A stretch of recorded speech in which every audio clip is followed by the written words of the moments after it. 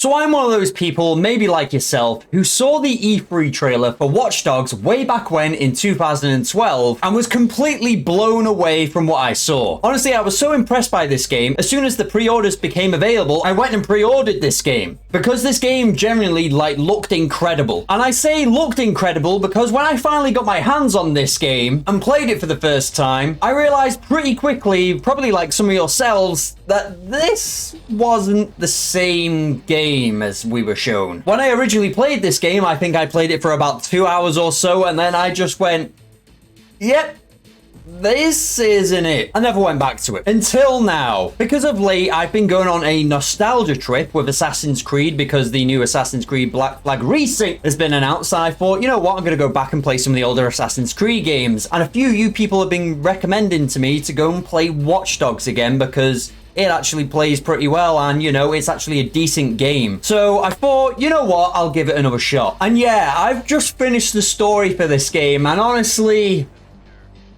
I had quite a lot of fun. I had quite a lot of fun. I've been playing this on the PS5 as the base PS4 version. You know, no mods or anything because I know apparently this game is really good looking now with loads of mods, this, that, and the other on the PC. I played this base PS4 game, nothing extra, and honestly, I'll still say this isn't a bad game. Going into this game this time, my expectations were low because of my previous experience with this game all those years ago. But coming back to this game, I wanted to come back with a fresh perspective, shall I say, and because I did that, I feel like I've probably enjoyed it more. I didn't go back and look at the E3 trailer before I played this, you know, to compare them.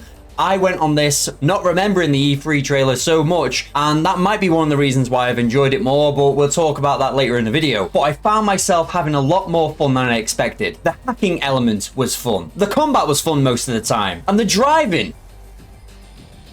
Yeah, the driving's not so great, but you know, it's there and you know, it works sometimes. But the story was pretty good as well. In this story, we follow the hacker slash vigilante, Aiden Pierce. And no, he's not a vigilante like Batman. He doesn't go around in some bat costume.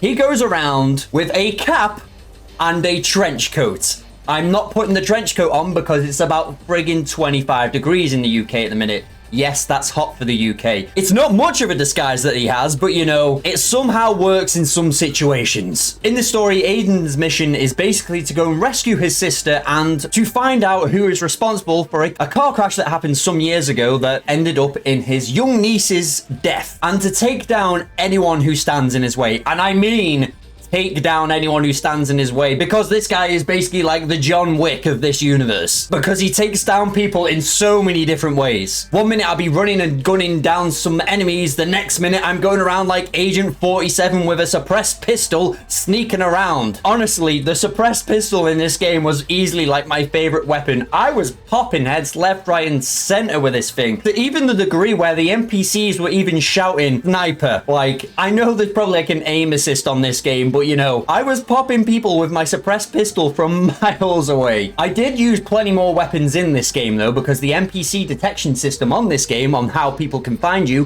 one minute I'll be sitting around the corner, you pop your head up like a meerkat, and then an NPC goes, he's over there, and then apparently the whole of the rest of the hideout is basically alerted. So then you have to run and gun and, you know, use the other weapons at your disposal on this game. And there's a lot of weapons you can use on this game, and they get unlocked quite easily as well. You find a weapon on the floor, you pick it up, you unlock it, it's basically yours. I like that concept. There was a lot of times on this game where I had to go full-blown gung-ho, you know, grenade launcher and everything to kill my enemies. And like I said, the combat system on this is fun. It can be flawed at times, but you know, it is pretty fun, to be honest. And this isn't even like what it's meant to be about, this game, because what this game is meant to be about is hacking, which is one of my favorite elements of this game. I loved messing with the NPCs on this game. You would be triggering car alarms, you would be popping out cans out of vending machines, hacking into cameras and just messing around with them in other ways, using explosives they walk past to blow them up. There were so many moments in this game where I didn't even need to enter like the enemy territory, because I was just hacking through cameras and taking them out ways I could,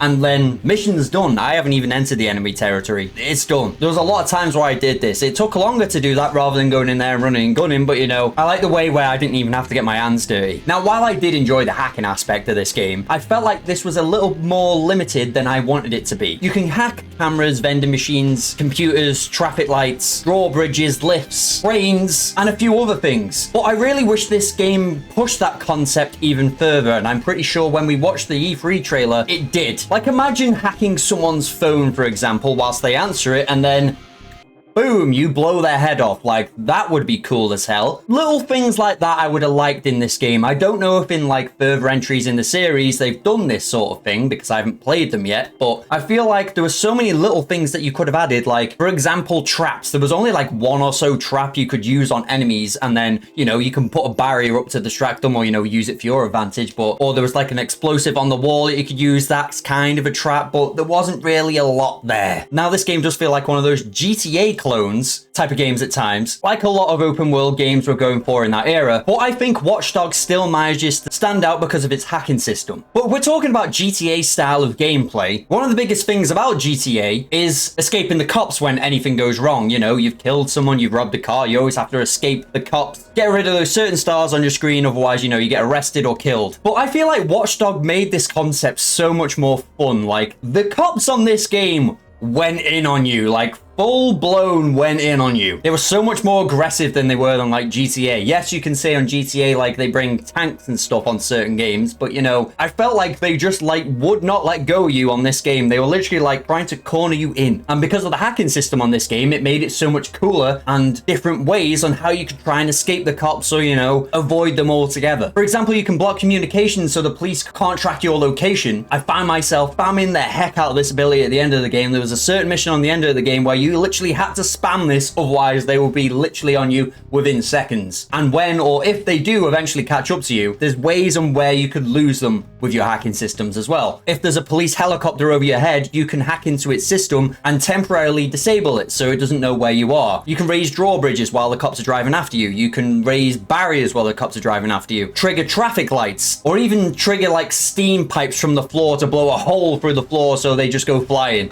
So many elements on this game which I do love about that. But easily the coolest hacking system in this game is one called Blackout, where the whole city just goes into darkness. And it's like, wow, if you can do this, why can't you simply just do a little hack where I could just blow someone's head off? No, honestly, it's not that big of a deal because I had so much fun doing other things on this game anyway. And for example, the different things on this game you can do, fixer contracts being one of them, which are basically driving missions. They can be pretty fun, although the driving, like I said, isn't the best. When I'm driving slower cars, the driving on this game isn't too bad. Like, I feel like I can get around a lot of places and, you know, be fine. But as soon as I enter like a sports car, I feel like I'm driving on an ice rink most of the time. I do. I'm literally sliding everywhere. If you can control it quite well, which I feel like I do most of the time, it's not bad, but it's definitely not like that GTA sort of driving mechanics. It can get a little bit sketchy at times. But the thing that annoyed me the most about the driving on this, it wasn't me slipping around everywhere. It was, why in the God's damn name can I not use a gun while driving? Yeah, you heard that right. I can't shoot out my window whilst I'm driving. When I first played this game again, I was there for a good 30 minutes or so trying to like work out how the hell do I get my gun out my car? Like, how do I shoot people? Like, otherwise, you know, how am I meant to take them out? Obviously, you do take them out because of the hacking system on this game, doing traffic lights and this, that, and the other, and when you unlock more stuff, it's easier to take people out. But on the start of this game, trying to take out a vehicle is a right pain in the ass. It even says when I enter the actual vehicle, holster my gun. So it makes you think, well, I must be able to get my gun out and shoot people behind me. No, apparently after I searched it up, it's not in this game. It gets added later on in other games. Okay. But anyway, there are a load of other side activities in this game that are pretty cool as well. You've got gang hideouts where you take out a load of group members and then, you know, go to their head honcho, take them out, and then, you know, a gang plot is done. Apparently there's one of these, or one of the last ones of these as well, I haven't done it myself, that's actually connected to Black Flag. Yes, it's basically a nice little nod that, you know, Watch Dogs is in the same universe as Assassin's Creed. I haven't had it fully spoiled because I want to go and experience it myself, but Yes, I love little nods like this that Ubisoft likes to throw in there. You can also do investigations, you can also hack DTOS towers, which, if you're familiar with Assassin's Creed, is kind of like when you go to a viewpoint in Assassin's Creed. You know, you reach the top of that viewpoint. Once you unlock it, you know, some more of the map gets revealed and what's on the map gets revealed. I like that. I like that little, you know, like a thing I'm familiar with. And there are plenty other little side activities to do in the world as well. I haven't 100%ed this game, so I can't really explain everything. I'm just explaining my experience with this game so far. But of course, I can't really go mentioning all this world without actually mentioning the world itself. The world of Chicago, or city of Chicago, shall I say. Honestly, I still feel like this game in this day and age, that this game still looks great. Like I said, I'm playing this on the PlayStation 4 version, and I still think this game looks great. It's not the graphical showcase we were shown at E3, but remember, we were on the Xbox 360 era, so they shouldn't have really shown it us anyway. But an Xbox 360 or a PlayStation 3 at the time is definitely not going to run that. But no, I still feel like this world still looks pretty nice to this day. There's also a good amount of NPC immersion, I want to say. There's a lot of NPCs in this game where they feel like their own sort of person, you know, they're either doing different jobs. You can hack into their phone just to see what they're doing. Like you can hack into their texts or ATM. A lot of the time they're hacking into their texts. You can see like who they're texting on their daily life. Makes them feel more unique. They've all got like their own certain names. They're not all just standing there like that, where a lot of games these days, if you go on an open world games, a lot of them don't really feel alive because you're just literally staring at NPCs that just look like roadblocks. On this, they're even, you know, walking around their daily lives. Not to that Red Dead Redemption sort of immersion, but you know, I think for its time, it's pretty good. And yes, I know I'm playing the PlayStation 4 version. I don't know if it was slightly different then and there was less NPCs, but you know, it's still pretty good. And with the NPCs as well, sometimes you'll get a little ping on your phone that one of them's causing mischief or a crime, shall I say, and it's up to you to go and stop them before a crime happens, in which I wasn't really very good at, I'm going to be honest. A lot of the time, I just went up to the NPCs that were about to commit this crime. So basically, you have to catch them just before they commit the crime, but see they're actually going to do the crime. In which I don't think my little brain known that. And then I just went up to the criminal most of the time and just went, hello. And then it just comes up saying you've just failed the mission. It's a good concept, though. I was just not very good at it. But no, seriously, there is quite a lot to discover in this world if you just go around wandering around it. Heck, you can even go and do a drinking competition with some random guy at the bar if you want to. But you're not fully limited to Chicago either, because later in the game, you actually go to a place called Pawnee, which is like the outskirts of Chicago, and it feels like a completely different area, which I like. It's much less city environment and much rural, you know, like your forest, your trees. When I was playing this bit of the game, I was like, I just walked into Far Cry? What the hell is this? Not you know, slating it or anything. Actually, I quite enjoyed this part. It was more like a nice, refreshing sort of vibe. I actually got to smell grass for once. Anyway, but I did really like driving around this area, and I know I've complained about the driving a lot, but if you ride a motorcycle on this game, it drives pretty well. I mean, I bumped into cars a lot of the time, and I feel like I was bumping into a car with another car because Aiden just didn't like flinch as I went full-blown 80 miles per hour into a car, and he didn't even go flying. Yeah, that can be improved. But going around Pawnee on your motorcycle, you're going through the hills and this, that, and the other was a lot of fun. Oh no, yeah, I even forgot, this game has a multiplayer aspect as well. I'd just be walking around casually, and then you'll have a ping on your phone saying basically, not someone's invaded your world, I don't know what the word is, but basically, yeah, like someone's just invaded you. They're coming after you. And it basically turns into like a giant game of hide and seek. It's a good concept. I like the concept of it. It got annoying at times when I was like trying to do a mission. I had to like go off a little bit and then, you know, do a little bit of multiplayer. Obviously, this game isn't as popular as it was when it first came out, so there's not really a lot of people doing that anymore, but the concept's cool, but I didn't really do it a lot, so I can't really speak about it to that much degree. But it's there. But overall, I enjoyed this game, like I said, a lot more than I thought I would. I actually really like the revenge-focused story. I also enjoyed some of the other characters throughout this story as well. Some of them were definitely more creepy than others, like this guy, Quinn, like... ugh. And some of the story missions were quite varied. One minute I'm in a prison trying to escape. The next minute I'm in a nightclub chasing down a DJ with a rat mask on. Yeah.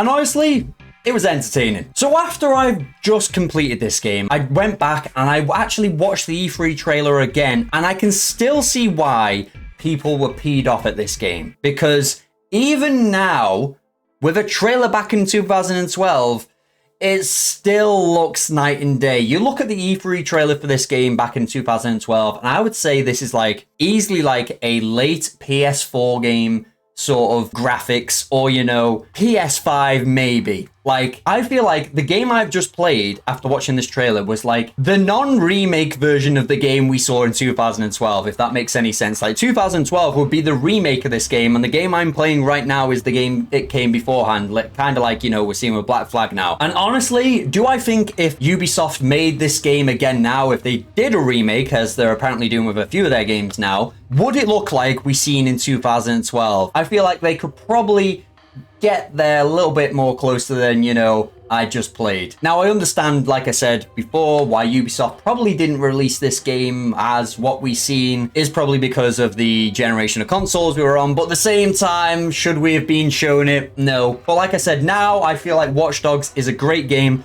I'll go and play it for yourself. If you don't like it now, just don't go and watch the E3 trailer beforehand, and you will go into this with different expectations like I have.